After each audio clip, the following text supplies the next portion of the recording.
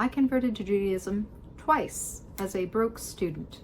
Here's what I wish someone had told me earlier. Want to convert to Judaism but concerned about the costs? You're not being shallow, and you're definitely not alone. Hi, I'm Kochava. I'm a Jewish convert who's been helping people convert to Judaism since 2010 through my blog buildingajewishlife.com. From meat prices to mezuzahs, Jewish life adds up fast. Books, classes, kosher food, modest clothes, living in a Jewish community. It can feel like the receipts never stop printing. And most of us aren't exactly rolling in disposable income while trying to change our entire lives. In my experience, a huge number of people who are converting to Judaism fall into two camps: students and the elderly. And usually, neither of them is rich. Conversion is already emotional enough. You don't need the added stress of surprise expenses knocking you off your path. That's why today we are starting a 3-part series on how to convert to Judaism on a budget. We're going to break down exactly what to expect so you can move forward with confidence and clarity and save a little money along the way too. This video is aimed at people who are converting to Judaism, but honestly, it's about how to save money as you're building a Jewish life from the ground up.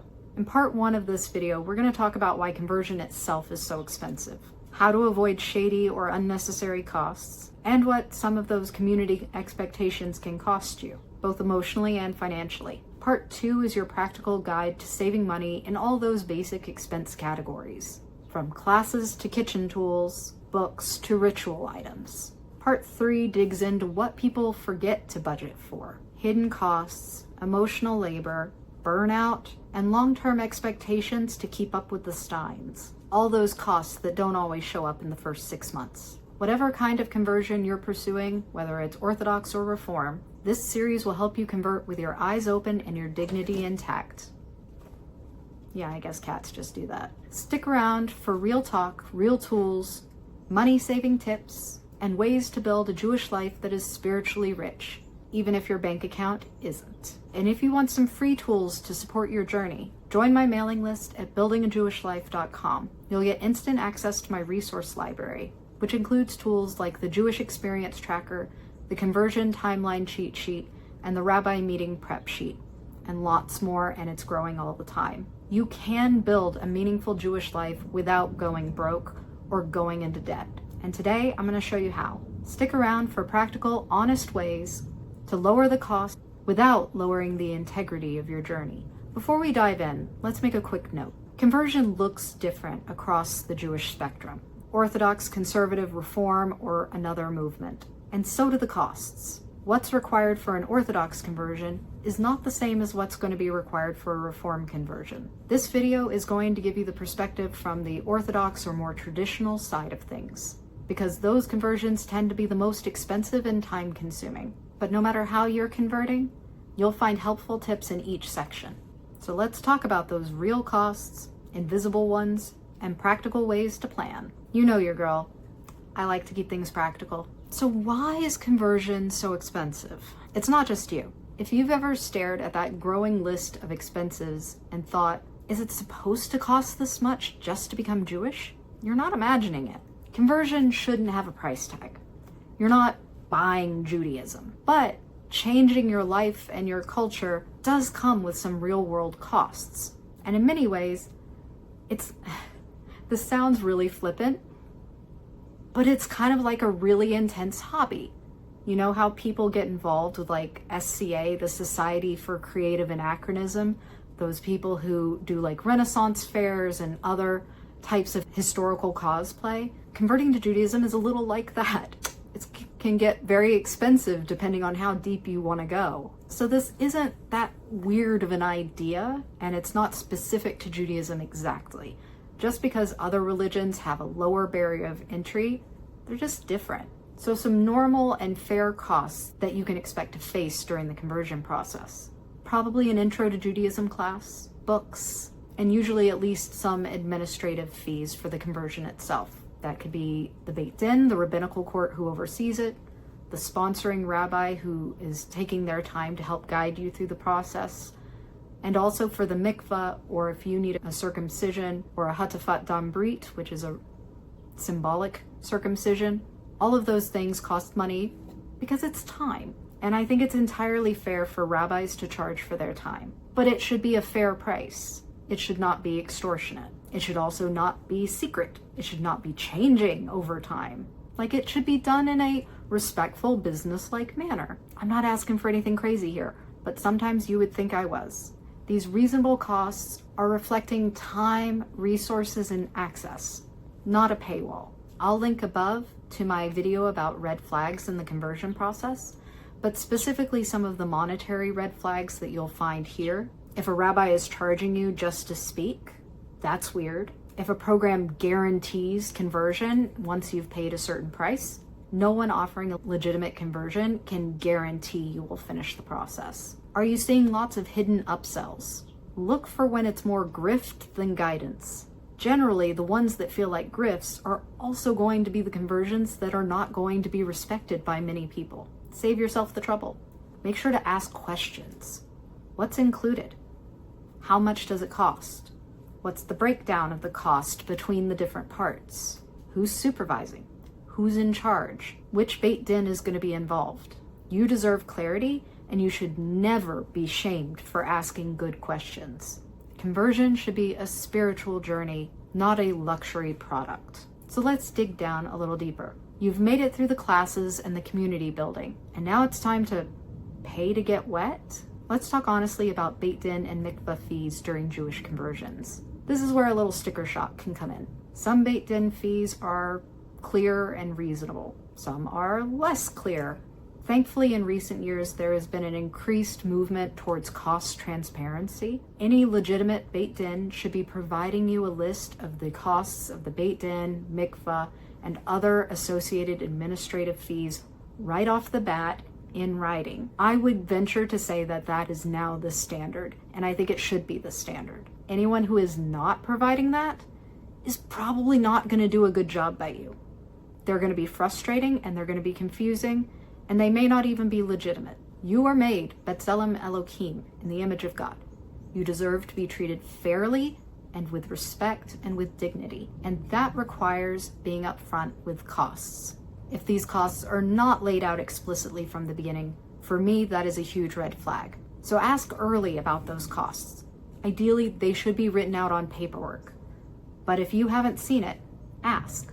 They should be happy to provide that information to you. If they try to slow roll it or they try to make you feel guilty, again, red flags. Usually you're going to find these costs printed out on some form of paperwork around the time you apply to the Beit Din or around the time you're accepted by that Beit Din. Fees can include an application cost, administrative fees, registration fees. Usually you won't have all three of those, but you'll usually have at least one, maybe two. Mikvah usage. They're opening up the mikvah for you during the day at a time it would normally be closed.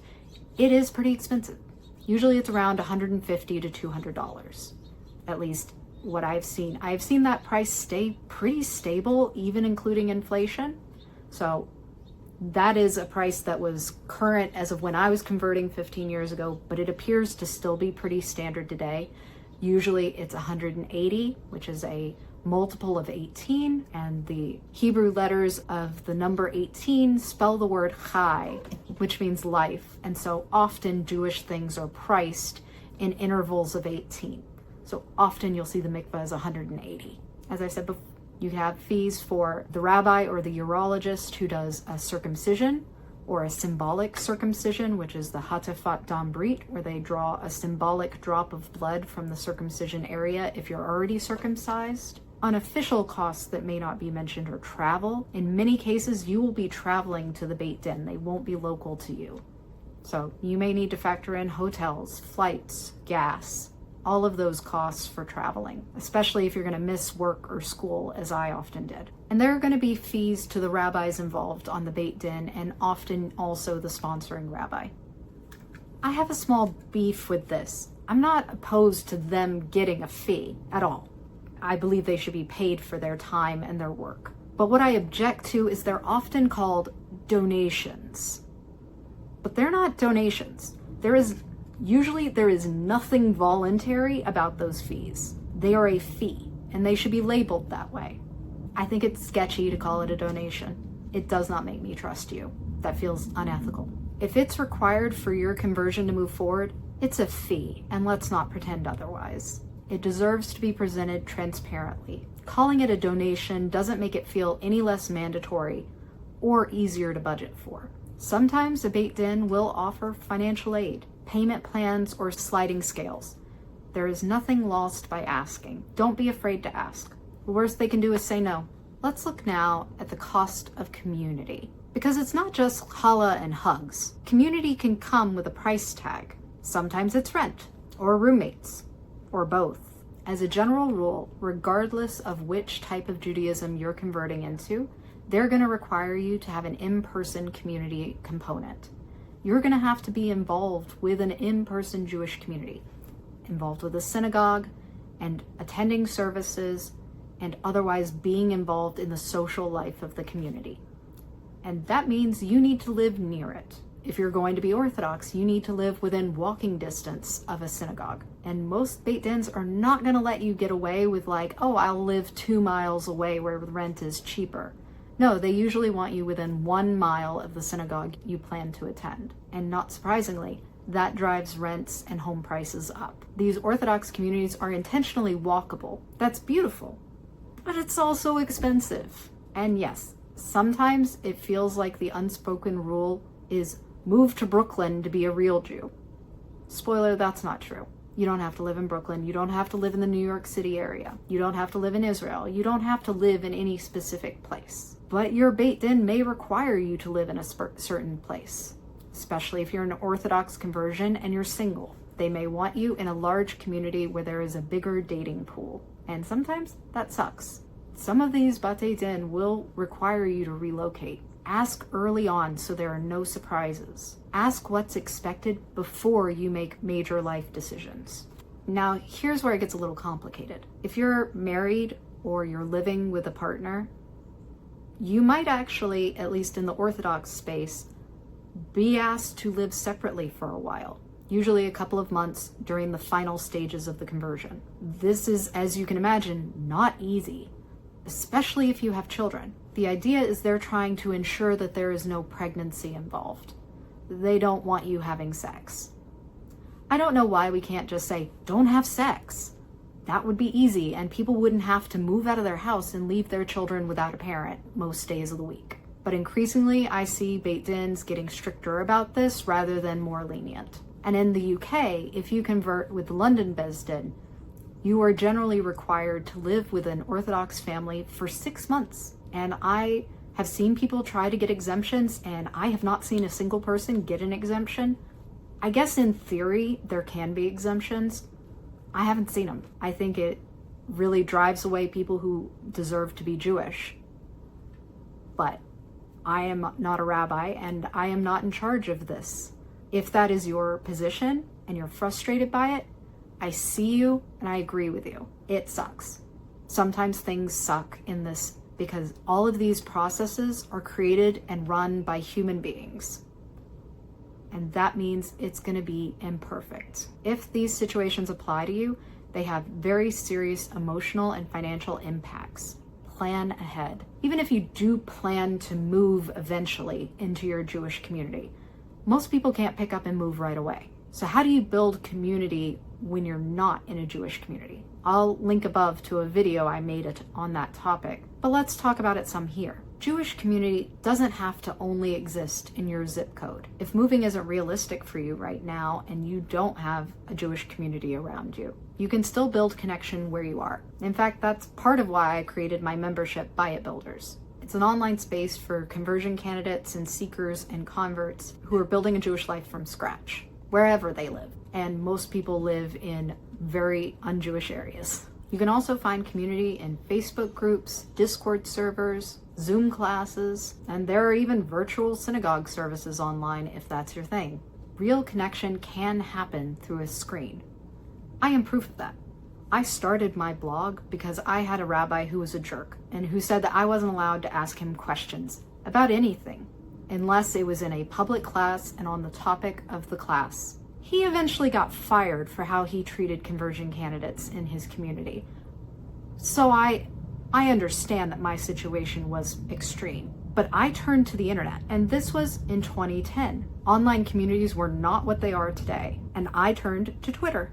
And I found the Twitpacha, which is Twitter combined with the Hebrew word mishpacha, which means family. So the Twitpacha answered my questions and helped me and explained things to me that I wasn't able to get within my community, even though I had a Jewish community. And that is how my blog started way back in 2010. I started collecting those answers so that other people who were in that same position could find them too. Because this information deserves to be shared and people deserve to have their questions honored.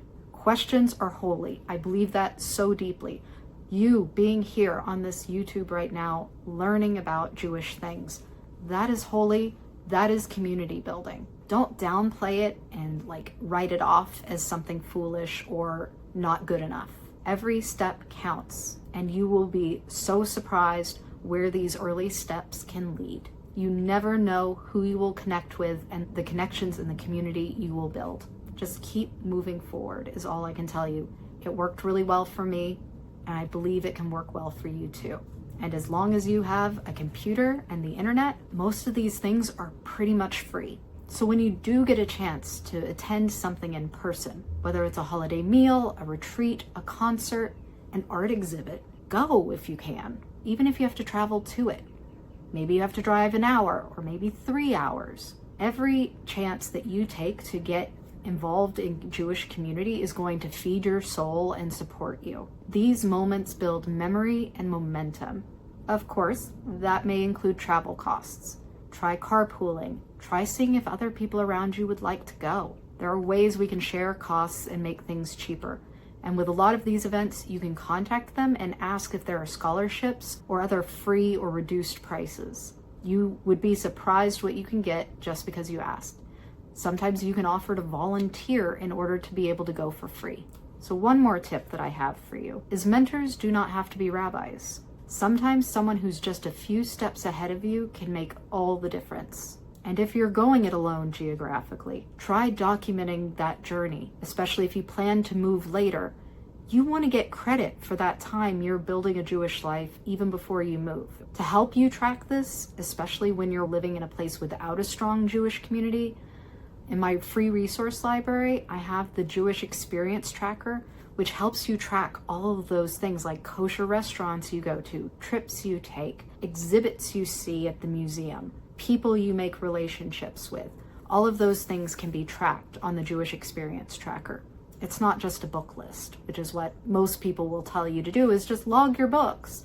But your Jewish life is far more than books. If you want that, that's at buildingajewishlife.com. So now we've covered why conversion can get expensive and where some of those hidden costs start to creep in. But now it's time to get specific. In part 2 of this series, we're going to break down exactly where your money tends to go and how to make smarter, soul-aligned choices that won't blow your budget. We'll talk classes and books and how not to drown in Amazon purchases, kosher kitchen setup without buying 2 or 3 of everything immediately, ritual items, wardrobe shifts, modesty on a dime, and the family factor if you have kids, whether you're just starting out or knee-deep in your journey. Part 2 will help you cut costs without cutting corners. So make sure you're subscribed and boop the like button while you're at it. And if you know someone else who's navigating this path, share this video with them. And down in the comments, I want you to drop your best advice for saving money during the Jewish conversion process.